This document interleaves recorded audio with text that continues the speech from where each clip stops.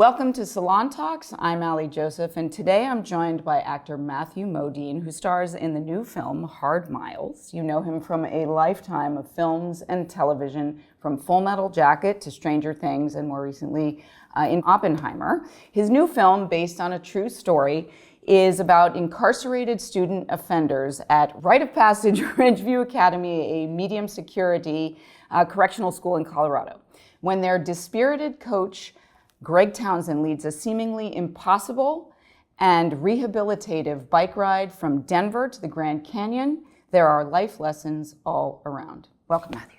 Thank you, Allie. You made it through. Well done. How are you? Welcome. Thank you. Did you ride here on your bike? No, I just finished work, so it was a short walk from the New York Public Library over here. Oh, well, that's good. I mean, that's good. I've read that you ride a lot. Let's talk about the film, and then we can talk about future projects. So, Hard Miles, great story. Tell me a little bit about your character, Greg Townsend, and then the real Greg Townsend. Well, as you mentioned, it's based on a true story. Greg Townsend worked at this academy. He's a bicyclist, and he got the idea that what if I was able to teach these young people how to build bicycles so that they would create something that they would be proud of, that they would have their input and their life put into the building of a bicycle, that they'd be proud of the thing that they created. And then what if I took them on an arduous ride so that they could see that the world is bigger than the troubled home that they came from, that they could see that the world's bigger than the gang that they were, a part of before they ended up in this facility. And I think that the best, if you're looking for a visual, is imagine the horse that has the blinders on, and he's not able to have any peripheral vision. He's just able to see this part of the world. And so by what Greg was able to do was to take them out into the world and help them expand their vision, to help give them peripheral vision, and see that there's much more to life than the little problems that are consuming them in their actual lives. And the real Greg Townsend, tell us about him. Did you work with him on the film? Yeah, Greg was there for most of the filming. He always rode his bike to work. And there was some extraordinary, when we were in Northern California up near Mount McKinley, not only did he ride about 30 miles to get to the location, but he did a vertical mile to get up the mountain to the location. And he'd get up there and it would, not even breathing hard. Oh my God, how old is this guy now? He's in his 60s, about 60. I'm so impressed. Yeah, me too. I could barely get up there. Yeah. Till now. And so he had a real, important hand in the story. And how much was he a part of the sort of narrative process in creating the acted version of it? He was, when you sit down to write a narrative, to write a screenplay, you have to, take important, strong elements from the person's life and the motivations for you even to have the desire to make this movie, to tell this person's story. And then you kind of take, where this is a story about one ride from Denver to the Grand Canyon, you sort of grab elements from conversations with Greg that might have been 15 or 20 different bicycle rides and say, oh, let's add that, and let's add that, and let's add that. I did a film called Memphis Belle about the B-17s in the Second World War. And Memphis Belle is about the 25th combat mission that the Belle went on. But in fact, the 25th mission that they went on was what they called a milk run, because they needed that plane to be successful and accomplished so that they could send them back to sell war bonds. And so it was actually a really easy mission. So in Memphis Belle, they put 24 missions into the 25th mission. So everything that could go wrong, that went wrong, was stuck into the 25th mission of the Memphis Belle. It makes for a very dramatic story. Clearly. So they're real things that happen, but highly dramatized in order to make it really exciting and fun for an audience. And you'd have to, for a film like this, which is a journey film and a triumph over adversity film, physical and mental. Yeah. And these are real hard luck kids that we see, juvenile offenders, sort of given a second chance, but not really valued or validated except by your character. Yeah. And perhaps the social worker who's along for the ride. Yeah. And she's a great balance for you in the She film. really is, yeah. You needed her. Cynthia's a wonderful actor, and she grounds the story into. Without her, I don't know how the story would have worked.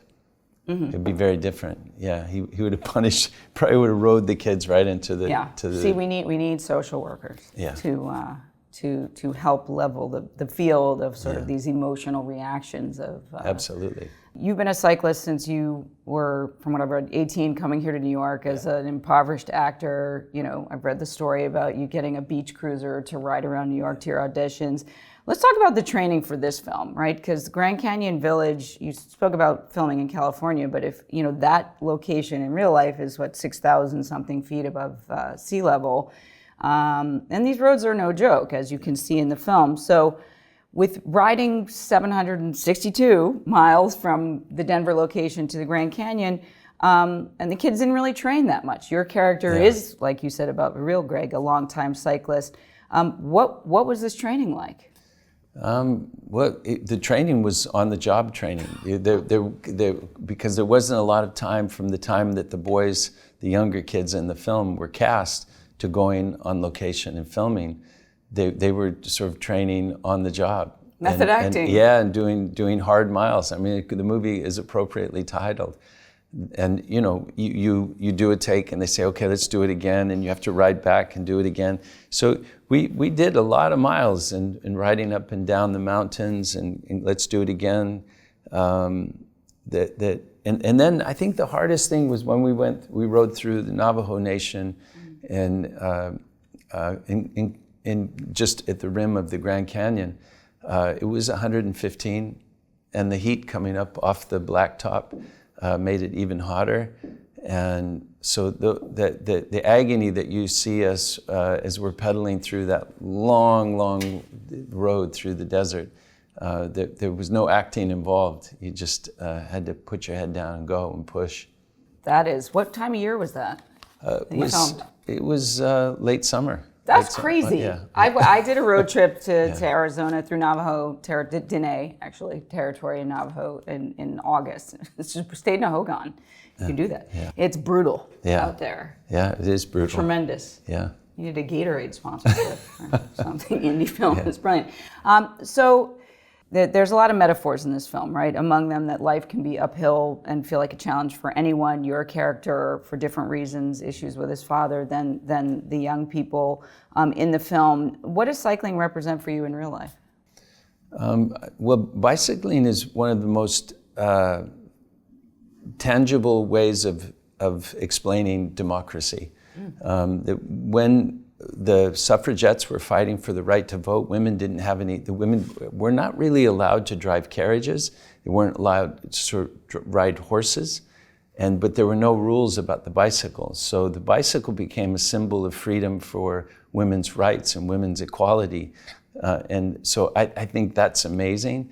But I think that for young people today who are so caught up in their phones and social media, the thing about a bicycle is that if you want to be present and in the moment, ride a bicycle. Because if you're looking at your phone when you're riding a bicycle, particularly around a place like New York City, you're just asking for trouble. You're asking to get hurt. And so the bicycle is a tool for consciousness and awareness, and also a kind of meditation that especially on a hard ride where you're going through the desert, and we show that in the film, the kind of nightmares and memories that people start to go through as they're suffering, and it's a sort of way of sweating those things out of your body. I made a movie a long time ago called Vision Quest, and there I think are similarities in the journey that Loudon Swain goes on in Vision Quest that echo the journey that these kids go on. In wrestling, you're always wrestling against yourself. You're seeing how far you're willing to push yourself. And I think when you're part of a peloton riding bicycles, that it's always about how much you're willing to push yourself to be able to discover your personal strength and vulnerabilities. Well, you know, those of who know me know I couldn't agree with you more. You know that cycling is therapy for me, and it's really is a way to sort of like get everything out, and it's a meditation if you understand it, right? So you've obviously a very long history in TV and film. What draws you to these kind of triumphant stories? You've had many in sort of different silos of narrative. Yeah, my father was a drive-in theater manager, and I grew up watching movies, and I always enjoyed films that were about problem solving, and I never wanted to play bad guys. You know, I didn't want to be the person who was causing problems. I wanted to be a person who was providing solution. You know, and there's so much suffering in the world that why wouldn't we want to associate and go and learn about people that are reducing that suffering and finding solutions to problems that make our lives better. And so I'm attracted to those kind of stories. I know because of that background of the drive-in theater and seeing how movies and television affect people's lives, that when you come into people's homes on a television, when you're projected onto a motion picture screen larger than life, when you stand on a stage and do a play, that the things that you do and the things that you say will have an impact on people's lives. And I absolutely respect that people are going to be impacted. And so that it can be a tool of propaganda that is detrimental to society, or it can be something that, you know, my grandmother used to say that the room is full of monsters when it's dark. And she said it only takes turning on the light to make the monsters go away. And so that's what film and television and theater has the potential to do, is to help make the monsters go away, to illuminate. Mm-hmm. That's actually a good segue to another question I have. So in 2020, you told our Salon's Chauncey De Vega that you have chosen in my personal life to be on the right side of history. Can you explain what that means to you? Well, I mean, I'm reading a book right now called The Pursuit of Happiness, and Benjamin Franklin was someone who kept slaves. George Washington was someone who kept slaves, and they all recognized that it was a cruel and inhuman thing to do, but they all appreciated the luxury that came, the convenience that came with owning another human being to do things that you didn't want to do. Now, I think that Benjamin Franklin's one of the brightest, most moral people in our nation's history. And the fact that he recognized the fact that he was doing something that was wrong and cruel, but, you know, so he did get on the right side of it. It's like Abraham Lincoln was for slavery until he was against it.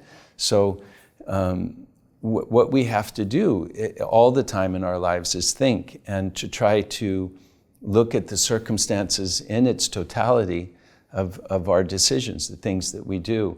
So I'm an environmentalist, and I do everything that I can to be on the right side of that history, to leave the world a better place for my grandchildren and my great-grandchildren.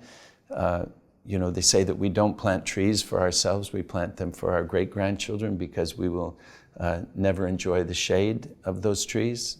So that kind of Native American wisdom that story comes from, the planting trees for our great-grandchildren, that's where that seventh generation comes.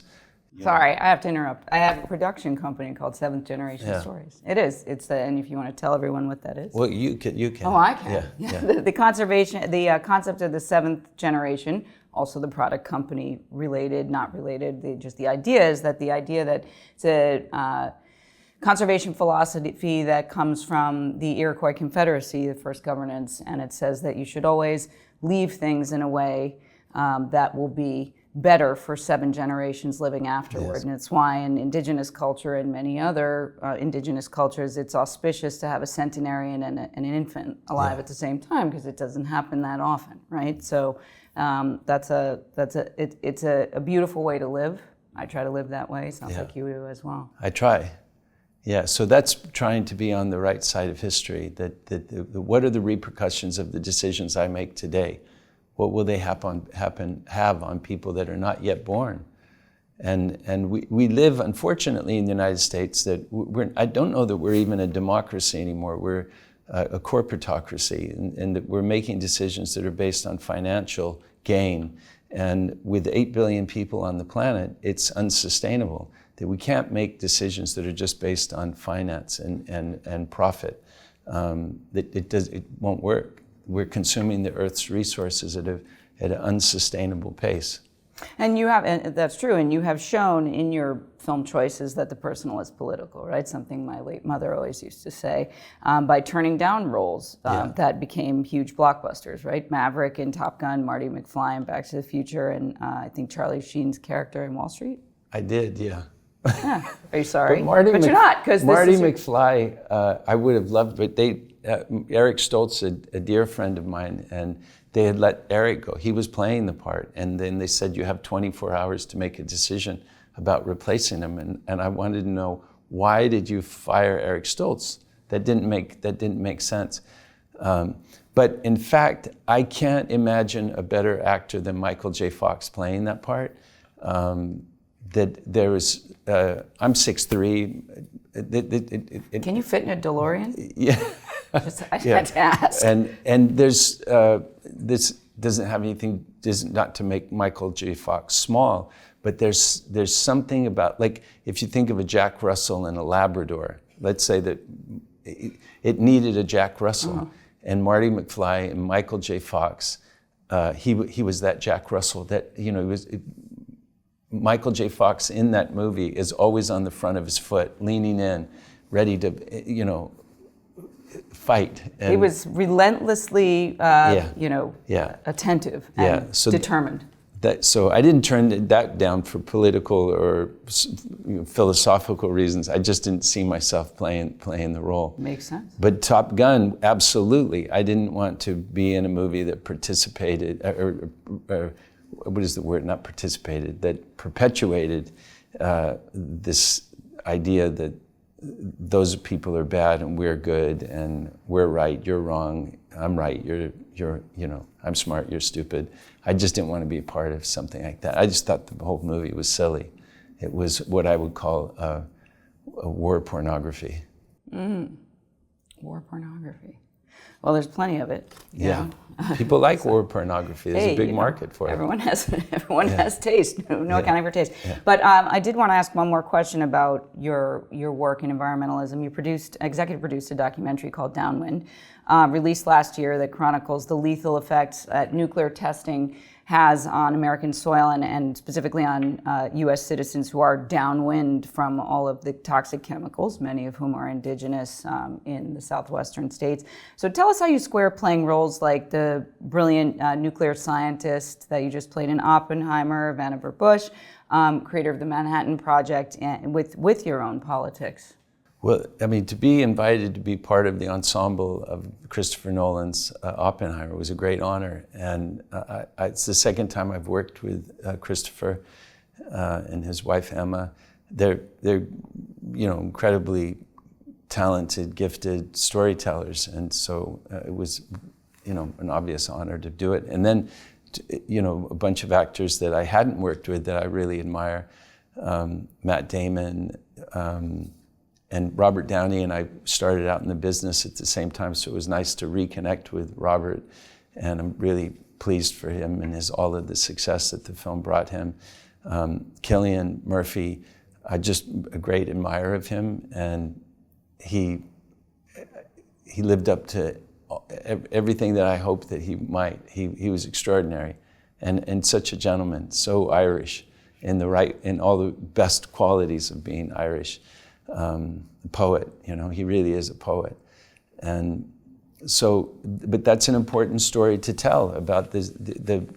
When I started kindergarten in San Diego, Imperial Beach, California, we were still crawling under our desk, doing duck and cover drills. So, and it was frightening. And I remember very vividly, there was a song that came out, Don't Let Him Know It's the End of the World.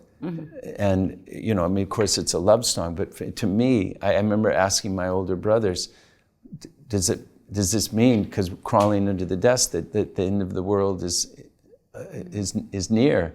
And they terrified me and said, yes, of course, yeah.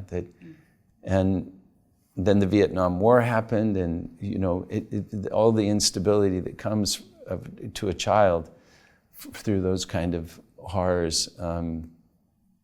Death and destruction seems so imminent. Always, and even more so. I mean, it just continues. So my brother Maury, he's the one that got me really involved mentally about the Downwinders. I was watching the news, and he was being arrested on CNN, handcuffed, and the microphone came pushed into his face, and they said, "Why are you protesting?" And my brother said, "They know they work. Why do they have to test them?" And I think it was the most